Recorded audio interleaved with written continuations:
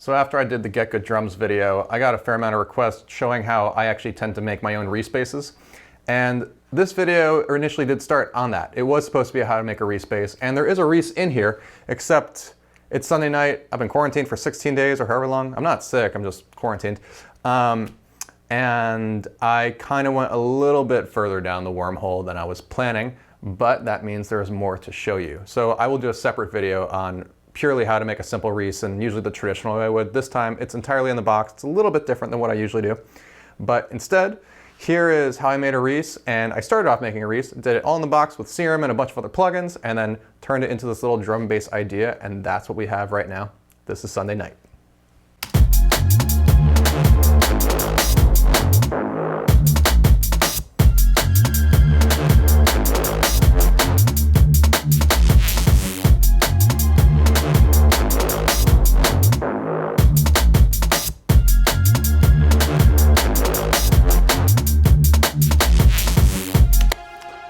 Okay, so the first thing you'll notice, it's not in 4/4, because why stay in 4/4 if you don't have to? It actually is pretty much all in 7. The subdivisions are not perfect. I mean, the way it's actually kind of written, it's a bar of 4 followed by a bar of 3. And then the next 2 bars after could just be, again, be a bar of 3 and a bar of 4. It doesn't really matter. I have it set to be 7/8. It all comes out to 7. Basically 7/8, 7/4 at the end. Really feels like 7/4 to me.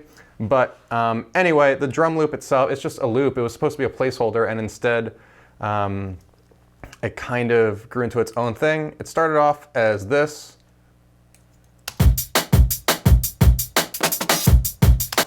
And we're at a different tempo. We're at 160, that's in 170, and it's all sorts of cut up.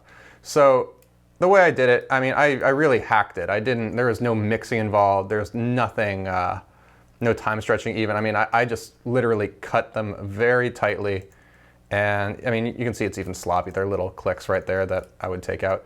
But it is just rearranged. So that way we get now this kind of more shuffly feel.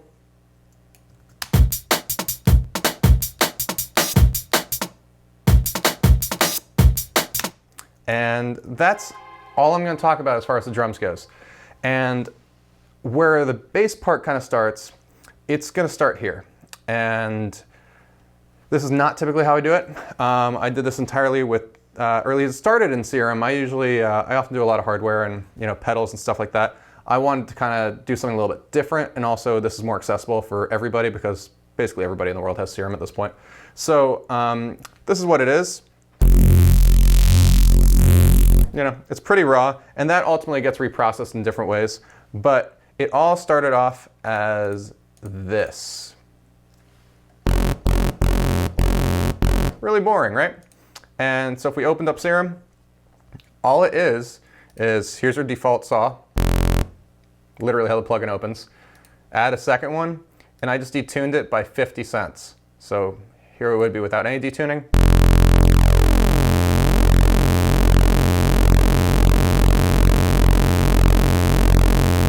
And I just decided on 50. It sounded fine to me. And then I put it on legato mode, even though we're ultimately going to be resampling this, just because I wanted to be able to hear it so I could do this. But we're going to process it a lot more.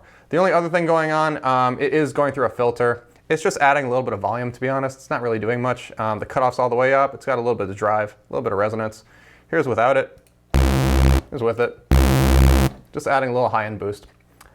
Now it goes into this EQ, equilibrium, and what we're doing here, it is a lot of scooping out the mids and the high mids. So now it sounds like this. Because for whatever, I just tend not to really like, I don't like mid-range in Reeses unless I want them to be really nasally, but if I want them to kind of like swirl around you, I want them to be really mid-scooped. So I just played around with the EQs, and I found this just sounded good to me.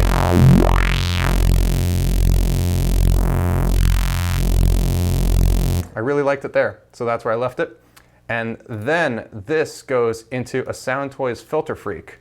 And we just have an LFO doing a notch filter, and it just does the notch filter scoopy thing. Simple, right? Then gets a little more complicated. Now I want to distort the whole thing.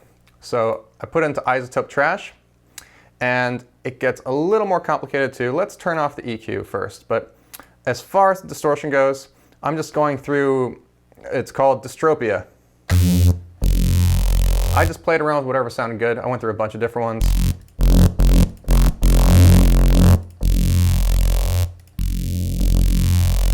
And I liked dystropia. It didn't add too much. But really what's going on under the hood of trash, which makes it a little bit more complicated, I have a fair amount of filter modulation and EQ automation going on as well. So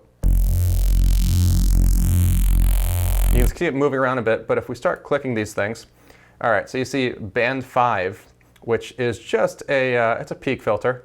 You can see over the course of 0.17 hertz, it's going to go from here all the way down to there. So it goes like this.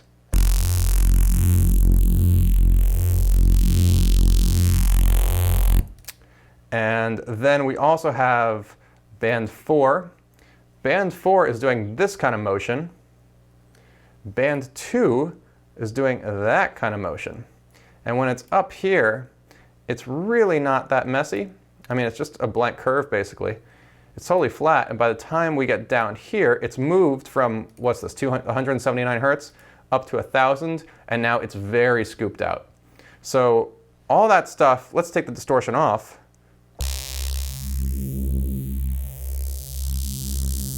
It gets really warpy, but it's a slow warpiness, which I like. So now we put the gain back on.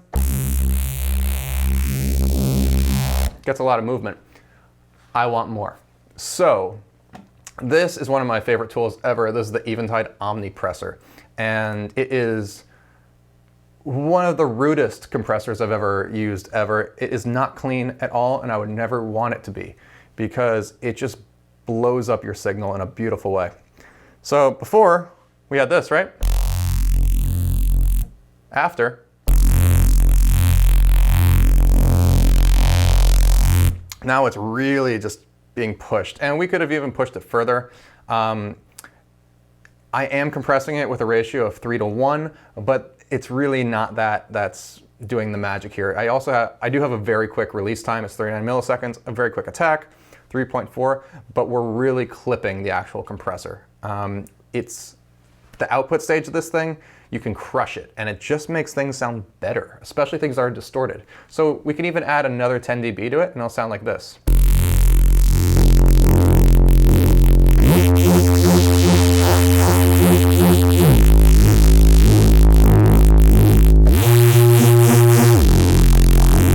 It's filthy. That's why I love it. So that ultimately became this long sample right here. And it is just 8 bars or 9 bars of me holding out a low C. Now, where I went from that, now I had this is my Serum Reese right here, the thing we printed. Now I opened up Contact, and in Contact, I'm going to turn off these other plugins for the time being. Here's our sample.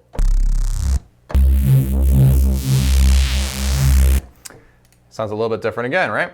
Here's what happened. Not a lot, but first thing is, the reason why I put it in a sampler is I really want the sound of the signal getting resampled. First of all, like I like it when you play it down here and it's playing the sample back at half the sample rate, so it gets more lo-fi and also half the speed, of course. You play it up here, double the sample rate, and it sounds warpy and it's quick. And especially when you could put a kind of like portamento on it, then you get that really warpy.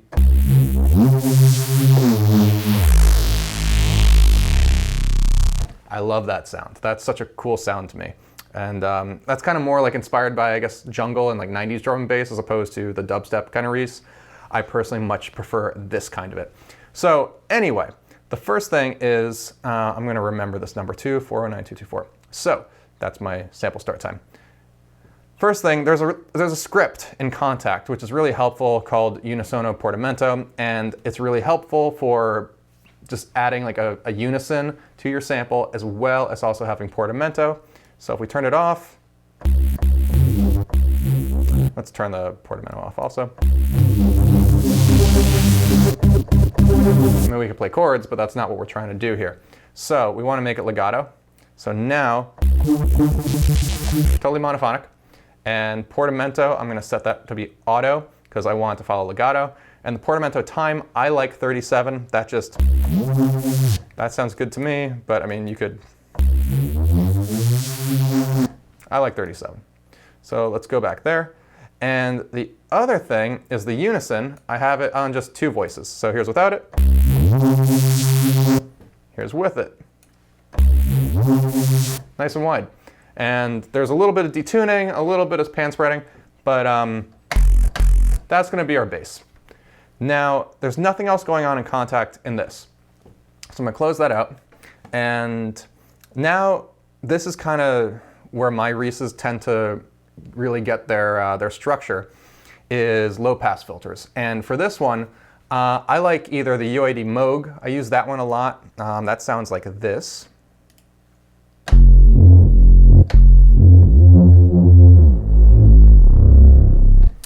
I also like the Soundtoys Filter Freak, and this is one I've been using forever.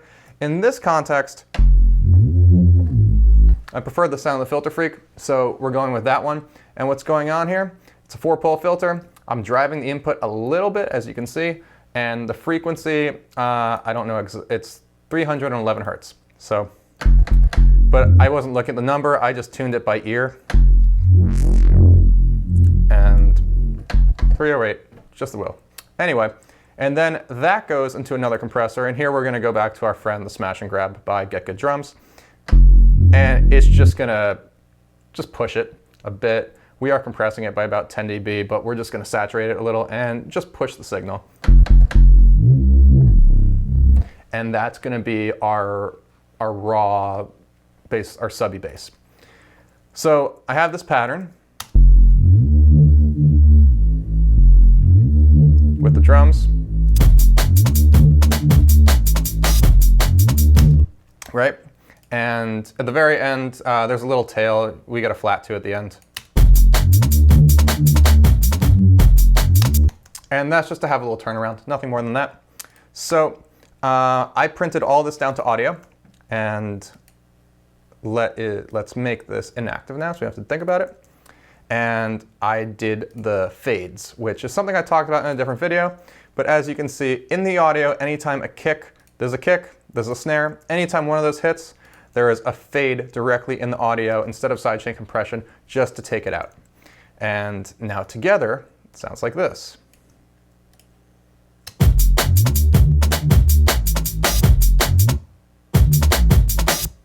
So they pump together. It's very smooth. It's a really, especially for drum and bass, it sounds so good to do that.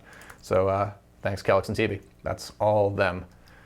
And now we have some kind of mid-bass fills, and here's what's going on. So the first one, which kind of, it's the little hiccup, it's right here. And what that is, it's actually just our original, it's our sub bass up there.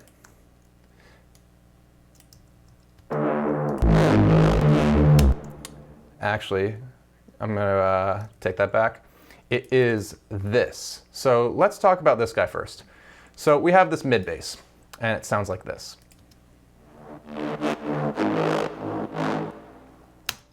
And what that is, it's basically, it started off as the same as the sub bass. And if we had that filter on there, it would sound almost identical. What is different is, here it is without any filtering, anything. So why does it sound different? If we go into our Serum Reese, you will see that there are bandpass filters, 2 of them. One is getting affected by an LFO very slowly. Let's bypass both. So here without them. Here's the first one with an LFO. Getting some movement, right? Now here's the second one. And this one really brings it all the way down. The reason why this exists is, so I assigned this to my mod wheel so I could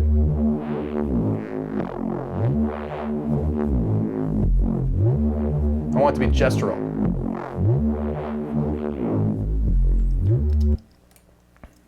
So I just performed it. And that also, once again, goes through our friend the omnipressor. And we're going to go through another EQ, and this is the DMG Audio Equilibrium. This is my go-to EQ for basically everything. I love it. Again, a mid scoop, and then a big boost at 9K. And I just wanted more of that really high end when we get up there.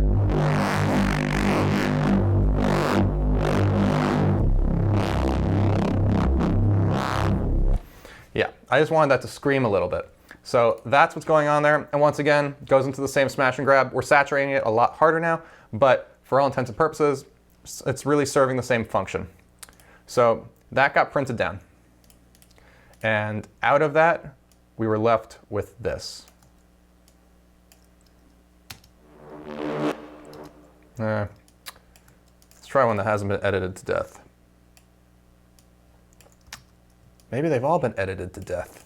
See, this is what happens when you just don't think and you just start editing. You edit things to death. Okay, so here it was.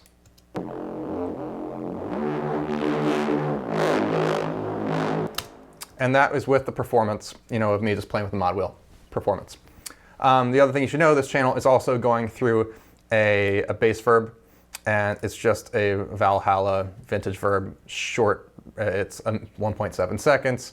There's a low cut going on just so I don't get any low frequencies. I would put an EQ after this typically, but we're just writing, we're just kind of jamming out. So that's where we get the echo from. And once again, I lined this up, I layered it underneath the actual sub bass, and I did the fades anytime a kick or a snare hit. And now when you layer that with the sub, you get this.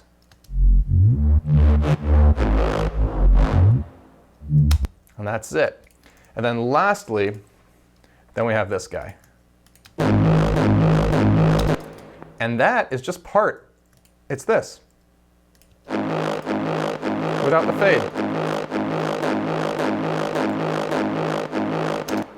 But I basically put a very bandpass EQ on it. So if we open up the EQ, you'll see everything under 200's cut, and everything above 1.6 hertz, or 1.6K, 1600, that is cut.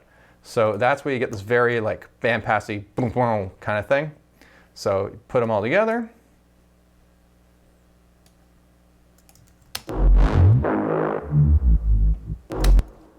It's just an effective little trick. And then there's one more bass fill. And at the very end, when we have, basically, this is an F when we have a moment where the last note's an F sharp, or I guess like a G flat. Basically, what I have going on, I took a completely wide open version of that riff. Like no filtering or anything.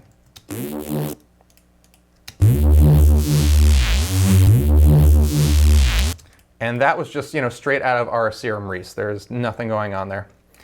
But, so once again, I sliced it, but I did it a little bit syncopated. It's not really following necessarily the kick and the snare. As if you look, you can see it's more following a pattern I wanted, which was based around a dotted eighth note or 3/16 notes. So it does this kind of pulsing sound. And there's some filtering going on, and I just used this Mic DSP filter bank. It's a really cheap and quick and easy, clean filter for doing this kind of stuff. And I have both a high pass filter and a low pass filter being automated. And what we're gonna do, we're actually gonna watch the thing. So you can see as the low pass filter opens up and goes from a completely low pass sound, or pretty low pass, it's 700 hertz. The high pass filter then also comes down, so you get from a very bandpass sound to basically full frequency. And that works like this.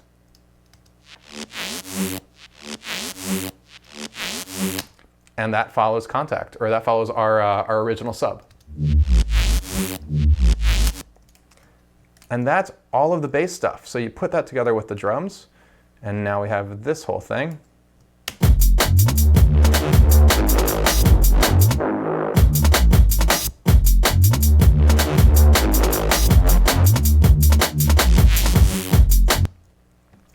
and the only other thing going on is I just kind of have this little ambient pad sitting on top, and again, it's I was playing around with the Yuhi Zebra synth, which is it's actually a really incredible synthesizer. You can do some really complex programming with this. I'm pretty new to it and I love it. But yeah, so I just wanted to have a very simple little arpeggio that I was just going to blur completely. So it just started off as this, which sounds kind of silly, to be honest. And it's really simple. It's a single oscillator. There's a little bit of vibrato on it, which is basically just an LFO on fine tuning. It's really simple. And there is some slight filter automation going on. We got a little bit of a pluck, and it also, I think if I'm not mistaken, we look at it, there's an LFO affecting that as well. So it's always moving a little bit.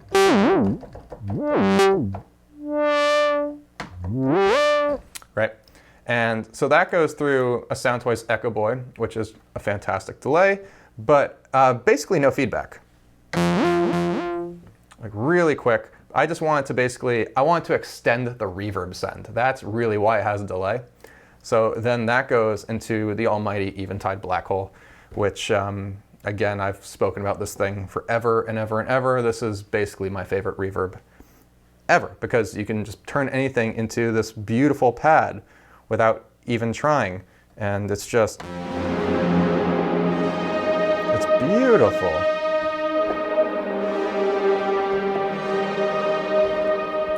And lastly, there's just an EQ. And again, it's just taking out some of the low mids and it's taking out the low end. But it's also boosting the level a fair amount too, actually. It's boosting it by 9 dB. But it's just cleaning up the pad. And so now our pad really just, it can be pretty.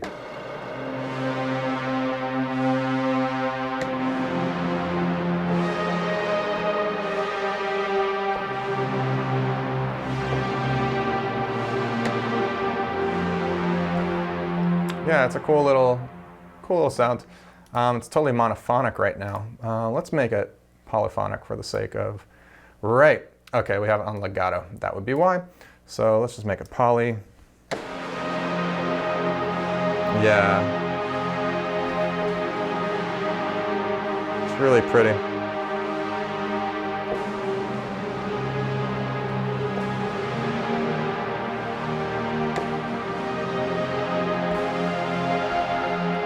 Great synth, like really worth checking out. It's incredibly powerful.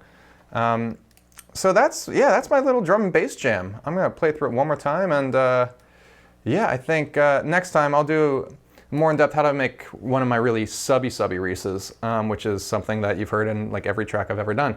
So, and that's the question I always get. So I will promise not to get distracted next time, but it just happens. So it is what it is. I blame the wine, I blame quarantine, and I'm just gonna jam this out and see you next time.